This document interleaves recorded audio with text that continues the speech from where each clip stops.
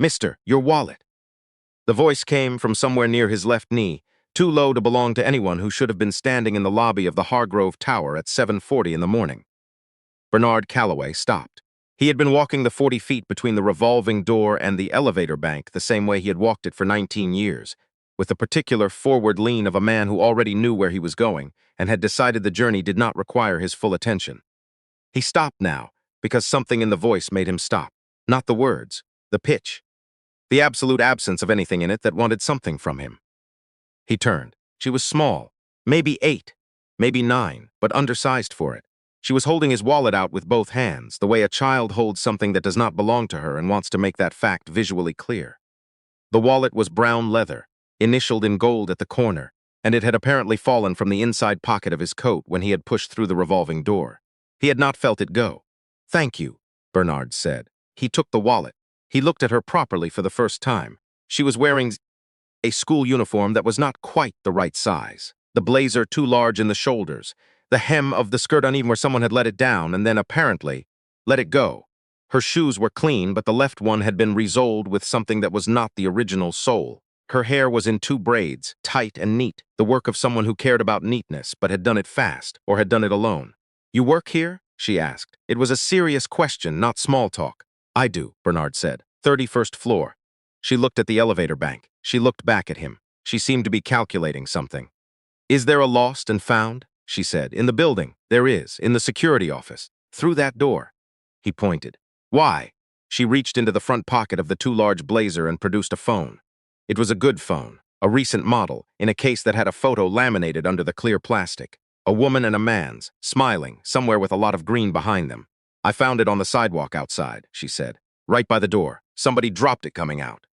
Bernard looked at the phone. He looked at her. "You could have just kept it," he said. She looked at him in a way that was not quite offended and not quite surprised. It was the look of someone who had heard that particular observation before and had long since decided what she thought of it. "It's not mine," she said simply. He took her to the security desk himself. He did not plan to. He had a 7:55 call with the partners in the Boston office and a coffee that was already going cold in his right hand. He took her anyway. He watched her hand the phone to the guard and explain where she had found it and at what time, with the calm precision of someone giving a deposition. The guard, a large man named Terrence who had worked the desk for 11 years and who Bernard had never once seen surprised, looked at the girl with open curiosity. "You go to school nearby?" Terrence asked. "Westbrook Elementary," she said. "On Calhoun. That's 8 blocks from here." 7.5, she said. "I cut through the alley on Merchant." Bernard was going to say goodbye and go upstairs. He was already calculating which of the partners would be irritated by a late start and which would not. Instead, he heard himself say, "Are you going to be late for school?" "Probably," she said, without apparent concern. "Does someone know where you are?" A pause. The pause was a half-second too long. "My grandmother knows I left at 7, she said. Bernard had been a litigator for 26 years. He had spent a significant portion of those years listening to the spaces between sentences. The space between this sentence and the one she had not said was the size of something he did not yet understand. "Let me call," he said. "Let me call the school," he said. "Tell me you'll be a few minutes late, that you were helping someone." She looked at him steadily. "You don't have to do that." "I know," he called. The school secretary sounded harried and slightly doubtful, but took the message. When he hung up, the girl was watching him with an expression he could not immediately name. It took him a moment to place it. It was the expression of someone who was not used to things being handled. "What's your name?" he said. "Abby." "Abby what?" "Abby Crane. I'm Bernard Calloway." He held out his hand. She shook it. Her grip was firm, which surprised him, and then surprised him that it surprised him. "Sp, sp. You should go," she said. "You have a call." He had not mentioned the call. She must have heard him say 7:55 to Terrence. He noted this without knowing yet what to do with it. "I do," he said. "Thank you for the wallet, Abby." "You're welcome, Mr. Calloway." She left through the revolving door. He watched her go. She walked fast, and with direction, the way a person walks when they have been navigating alone for long enough that the navigation has become automatic. He went upstairs. He was 4 minutes late for the call. He did not think about Abby Crane again until 9:15, when Terrence called up from the desk to say that the phone had been claimed by a Mrs. Patricia Osei from the 14th floor, who wanted very much to thank the little girl who had turned it in and who had become emotional when Terrence told her what was on the laminated photo in the case. The woman and the man in front of all that green, it turned out, were Mrs. Osei and her late husband. taken 6 months before he died. She had thought the photo was gone with the phone. Bernard sat with that for a moment. Then he went back to the brief on his desk, which was 340 pages, and which he had promised the client he would finish by Thursday. He did not think about the girl again for 6 days. On the 7th day, he saw her sitting on the bottom step of the building's side entrance at 6:15 in the evening, her backpack on her knees and her chin resting on top of it, watching the traffic on Clement Street with the patient, still quality of someone who was very good at waiting. He stopped. She looked up. She recognized him immediately, which meant she had a good memory for faces, which meant she paid attention to people, which was not something most 9-year-olds did as a primary activity. "Mr. Calloway," she said. "Abby." He looked at the step. He looked at the street. "Are you waiting for someone?" Another pause. Longer this time. "My grandmother was supposed to pick me up at 5:30, she said. "She probably got held up." It was 6:15. Bernard had been practicing law long enough to know when someone was offering him the most generous interpretation of a situation rather than the true one. "Does she have a phone?" he said. "It's off." Abby said this without expression, in the way of someone reporting a fact they had long since made peace with. "It goes off when the bill is late." Bernard sat down on the step beside her. He had on a charcoal suit that had cost $1,100, and the step was concrete, and he sat down anyway. "Tell me about your grandmother," he said. Abby was quiet for a moment. She was looking at the traffic. There was something in the way she held herself on the step that he had seen before, and it took him a moment to locate where. It was the way young clients sat across from him in the conference room when they had more information than they thought they were allowed to give. "Her name is Evelyn," Abby said. "Evelyn Crane. She took me when I was 5 because my mom couldn't anymore." "Where is your mom?" "She's in a place where they help people with their thinking. She's been there since I was 4. She came to see me once after that, at the apartment we had before Grandma's. But after that, she couldn't come anymore. The people at the place said it was better for her to focus on getting stable. They stopped scheduling visits. And your dad?" "He and my mom weren't together. I've never met him. Grandma knows his name. She says when I'm older, I can decide if I want to find him." Bernard looked at the street. He had a daughter. Her name was Olivia, and she was 22, and finishing her master's program in Portland, and she called on Sundays and sometimes forgot to call, and he understood that this was simply what 20 looked like. He thought about Olivia at 9. He tried to imagine her sitting on a concrete step at 6:15 in the evening, watching traffic with that specific quality of waiting that had no end built into it. He could not imagine it. "Your grandmother," he said carefully. "Does she work in the evening sometimes?" Abby was quiet. "She does odd jobs," she said finally. "Cleaning sometimes. The schedule changes." "Who watches you when she works in the evenings?" "I watch myself mostly. I'm good at it." This was said without pride and without complaint. It was offered as information, the way you offered a fact that had been true long enough to stop being remarkable. Bernard was quiet for a moment. He had a phone in his pocket with 6 unread messages and a driver who was waiting around the corner in a dinner reservation at 7 that he had made 3 weeks ago with 2 former colleagues he had not seen since the Meridian case. He thought about all of this, then he thought about the phone in the clear case with the photo of the woman and the man and all that green. "Abby," he said, "would you like to come upstairs for a little while? There's a kitchen on my floor. We can call your grandmother from the office phone, which is more persistent than a cell. And there's food, because the associates on my floor order enough takeout to feed a moderate-sized city and always leave half of it in the refrigerator." She looked at him. "You're not going to get in trouble for that," she said. "I own the firm," he said. She thought about this. "Okay," she said. Upstairs, she ate cold dumplings at the conference table with the focused attention of someone eating a meal they had not been certain was coming. She did not eat fast.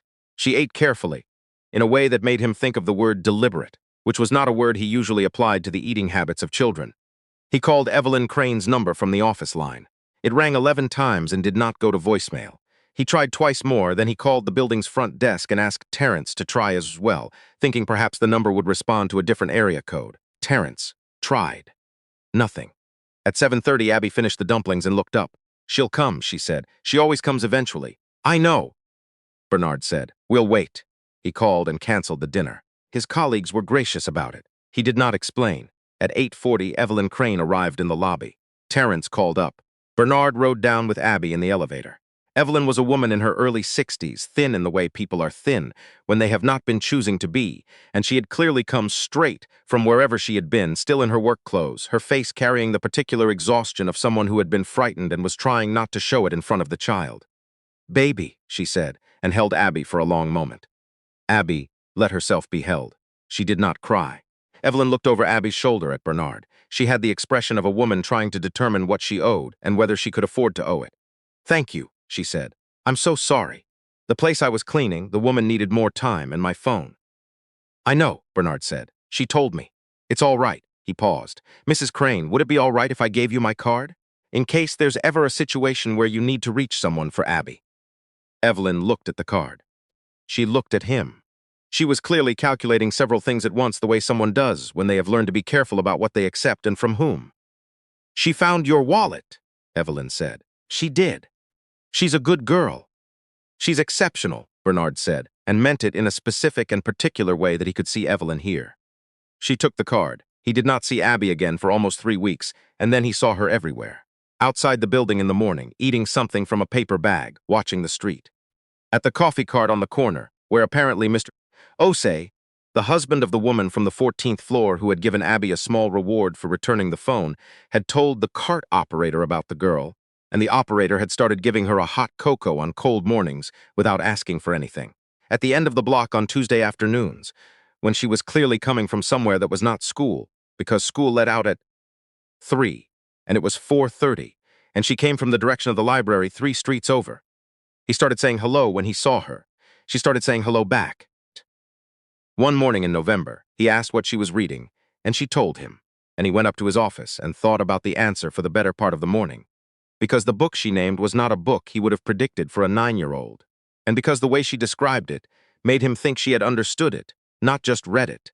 He called his assistant, whose name was Constance, and asked if she knew of any tutoring programs in the area that were good. Constance, who had been his assistant for 14 years, and who was therefore not surprised by unusual requests, made inquiries. She came back with 3 options. Bernard called the third one himself, spoke to the director for 20 minutes, and then called Evelyn Crane and asked if he might speak with her about something. Evelyn came to the office the following Saturday morning. She sat across from him in the conference room and looked at him across the width of the table with the same careful assessment her granddaughter had in the lobby 6 weeks earlier. He told her about the program. He told her he would like to pay for it, if she would allow him to. He told her it was not charity, by which he meant it was, but that the word didn't capture what he actually intended. He told her that in his experience, there were 2 kinds of people in the world, the kind who saw something and walked past it, and the kind who stopped, and that her granddaughter had stopped twice now, once for his wallet and once for a phone that had a dead woman's husband in it, and that he did not think the second kind should have to figure out the world alone if there was someone in a position to help. Evelyn Crane sat with her hands flat on the table. She did not answer immediately. "She's all I have," she said finally, "and I'm not well." She said this matter-of-factly, the way a person announces something they have already finished grieving. "My heart. They found it 6 months ago. I have probably 2 years with management, maybe 3. After that," she stopped. "After that," Bernard said, "what happens to Abby?" Evelyn looked at him. It was a look he would remember for a long time. "That is a question," she said. "That I lie awake with every night." He had gone home that evening to his apartment on the 24th floor of a building 12 blocks away, which had 3 bedrooms and a study and a kitchen he used primarily for coffee, and which contained, on most evenings, only himself. His wife Catherine had died 4 years earlier. He had not been lonely, exactly. He had been reduced, in a way that was specific and had no good word for it, to the version of himself that existed without her, which was functional and capable and genuinely fine, and also somehow less dimensional than the version that had walked around for 31 years with Catherine's particular way of seeing things alongside his own. He stood at the window for a long time that evening. He looked at the lights of the city. He thought about Evelyn Crane's hands flat on the conference table. He thought about a 9-year-old who cut through the alley on Merchant Street, who shook hands like she meant it, who had read a book he would have assigned a first-year law student and had something to say about it. He thought about what it meant to stop. 3 days later, he called a family attorney he trusted. Not from his firm. From outside it, someone with no reason to confuse what he was asking with anything professional. He asked about the process. He asked what it required. He asked how long it took. He listened for 40 minutes and asked 6 questions, all of which were specific and none of which were rhetorical. Then he called Evelyn Crane and asked if he could take Abby to lunch on Saturday, if Evelyn wanted to come, if she didn't want him to, if any of this was something she could consider, and he said all of it in one long sentence and then stopped and waited. Evelyn was quiet. "She talks about you," she said finally. "When she comes home on the mornings, you say hello. She says, 'Mr. Calloway asked what I was reading. She says it like it's a fact she is still examining. It is a fact I am still examining, Bernard said. Another silence. Saturday, Evelyn said. Noon, she likes soup. Lunch was at a diner 12 blocks from Evelyn's apartment. Evelyn came. Abby sat between them in the booth and ate a grilled cheese and tomato soup with the same careful deliberateness she brought to everything, and she talked about the book she was currently reading, which was not the same book as last time, and she talked about a girl in her class named Tilly who was very loud, but whose loudness was not. Abby felt meanness, just volume. Bernard asked questions, not leading ones, real ones. He had spent 26 years asking questions for a living, and he had learned the difference between a question that was going somewhere and a question that was genuinely curious, and the ones he asked Abby that day were the second kind. At some point, Evelyn excused herself and went to the restroom and did not come back for a while. Abby noticed. She does that, Abby said quietly, watching the hallway. When things feel big, she gives them room. Bernard looked at the girl. She was looking at the hallway with an expression that was too old for her face and exactly right for who she was. Abby, he said, can I ask you something and have you answer honestly even if you think the answer is not what a grown-up wants to hear? She turned to look at him. Yes, she said. Are you scared about what happens after your grandmother? She was quiet for a moment. Then she said, every day. He nodded. Me too, he said. About that specifically. I want you to know that. She looked at him. Why would you be scared about it? Because I have been thinking about it for 3 weeks, and I do not know yet how to say what I am thinking in a way that does not sound like something from a form, and I do not want to sound like a form to you, because you deserve better than a form. Abby was very still. Are you asking if you can help? She said. I am asking, he said slowly, if you would let me. Not the way a program helps, not the way a grant helps. I am asking if there is a version of this where the word is something closer to family, and whether that is a word you are willing to say out loud before we know what shape it will take. Outside, a bus pulled away from the stop. The diner was warm. Someone at the counter was arguing good-naturedly with the cook about baseball. Abby looked at the table. She looked at the hallway where her grandmother had gone. I don't know what that looks like, she said. Neither do I, Bernard said. I have never done it. I have a daughter who is grown and who I love and who does not need me the way she used to. I have an apartment that has more rooms than I use and a kitchen I have not cooked in since my wife died. I have a career I am good at, and I am not sure what I am building toward with it anymore. He paused. And I have been thinking since the morning in the lobby about what it means to stop when most people keep walking. Abby was quiet for a long time. My grandmother says, I have to be careful, she said finally, about people who are kind because they want to feel kind. That is very good advice, Bernard said. How do you tell the difference? She thought about it seriously, the way she thought about everything. I watch what they do when nobody's looking, she said. He thought about that. And the morning in the lobby? He said, nobody was looking. She didn't answer. She didn't need to. Evelyn came back from the restroom. Her eyes were slightly red at the corners, which she was clearly hoping they would not mention, and which neither of them did. She sat down and looked at Bernard, and then at Abby, and then at the table where the soup bowl was empty and the paper napkin had been folded into a small, neat square by Abby's right hand. Well, Evelyn said. Well, said Abby, the legal process took 7 months. Bernard's daughter Olivia, when he told her on a Sunday phone call, was quiet for a moment, and then said, Dad. And then she was quiet again, and then she said, tell me about her. He told her. Olivia listened without interrupting, which was not something she usually did, and at the end she said, she sounds like someone who found you on purpose, even if she didn't know it. Evelyn Crane died in March, 14 months after the lunch at the diner, which was 8 months longer than the doctors had said. Bernard was with her at the end, and Abby was with her, and a woman from Evelyn's church named Bertha, who had known Evelyn since they were both 30, and who cried in the specific dignified way of someone who has lost people before and knows how to hold the loss upright. Evelyn had held Abby's hand, and then she had held Bernard's, and then she had let go of both of them, which was the last thing she did that required effort, and everything after that was quiet. Abby did not cry that day. She cried 3 days later, at the kitchen table in Bernard's apartment, over a bowl of cereal at 7 in the morning, for no reason that could be identified, except that it was 7 in the morning, and it was a Wednesday, and the Wednesday before, that had been the last Wednesday Evelyn was alive. Bernard sat at the table with her, and did not say anything, and did not tell her it was all right. He poured himself a coffee, and he sat there and let the crying be what it was, which was right and necessary and exactly what it should have been. After a while, it stopped. Sorry, Abby said. Don't be, he said. She looked at him. Her eyes were very red. She knew you would be okay, she said. She told me. The last week. She said, Bernard Calloway stopped for your wallet. I watched him to make sure. He's the stopping kind. Bernard did not answer. He looked at the coffee cup.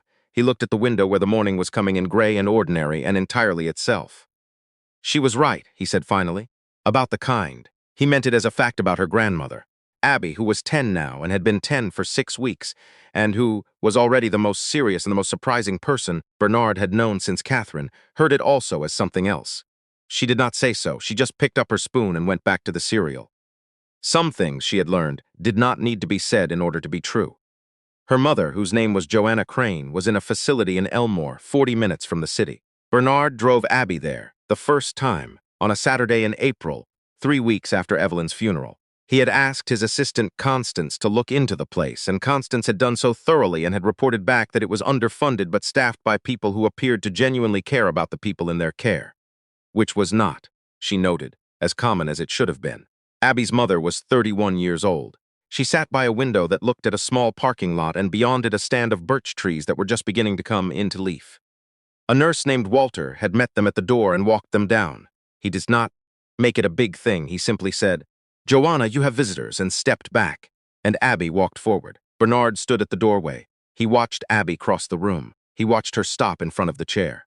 He watched her mother's eyes move to her daughter's face in the slow, particular way of someone whose attention is very hard to catch, and who has caught it now. "Mom," Abby said. "It's me." Joanna Crane did not speak, but her right hand, which had been resting on the arm of the chair, lifted.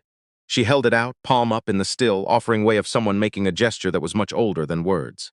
Abby put her hand in it. Bernard stayed in the doorway. The birch trees outside the window were very pale and new. The morning light came through the glass and lay across the floor of the room, and across the two of them, mother and daughter, hand in hand, nice their speaking, and the quiet in the room was not the quiet of absence, but of something that had waited a long time and was now at last allowed to rest. He would bring her back every Saturday after that. He would sit in the hallway with a brief or a book while Abby visited. Sometimes the visits were an hour, sometimes less. Sometimes Joanna was more present than others, which was how Walter described it, more present, and on those days Abby came out with something in her face that Bernard recognized as the particular kind of relief that is not the same as happiness but is necessary before happiness can come. He did not try to make it more than it was. He did not promise things would get better. He drove. He waited. He was there when she came out. Some Saturdays that was all it needed to be. And he had learned, in the particular way that a person learns things they cannot be taught, that being there without conditions was a different thing than being there with them, and that the difference was the whole thing. Abby grew up in the apartment on the 24th floor. She learned to cook because she decided to, working from a cookbook she found at the library sale, and then from 2 more she asked Bernard to order. She made soup first, badly, and then acceptably, and then well. One evening in November of her first winter there, she put a bowl of it on the table in front of him and waited, and he tasted it and said, "Abby, this is genuinely good." And she said, "I know," and sat down across from him with her own bowl, and that was the first evening he could remember in 4 years when the apartment felt the right size. She was 12 when Olivia came to visit for the first time. Olivia flew in from Portland and arrived on a Thursday evening and stood in the doorway of the apartment for a moment, looking at Abby, who was at the kitchen table doing homework, and who looked up and looked at Olivia with the measuring, patient attention she applied to everything. Olivia said, "Hi, I'm Olivia." And Abby said, "I know who you are." And Olivia laughed, which was the right response, and after that, it was fine. They were not the same. Olivia was warm and a little loud, and made friends with ease and moved through rooms like someone who had always expected to be welcomed in them. Abby was quiet and precise, and took longer with things and watched before she acted. But they were, Bernard came to understand over the next several years, genuinely fond of each other, in the specific way of people who have found in each other a type they had not expected to find useful. Olivia said once on the phone, "She's the most serious child I have ever met. I don't mean it like a problem. I mean it like a fact about who she is."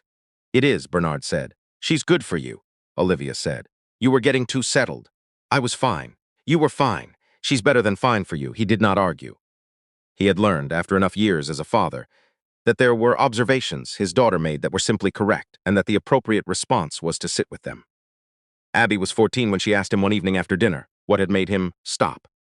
In the lobby, he was washing a glass at the sink, and she was sitting on the counter the way she had started sitting on the counter when she was 11, and which he had originally been going to say something about and then hadn't.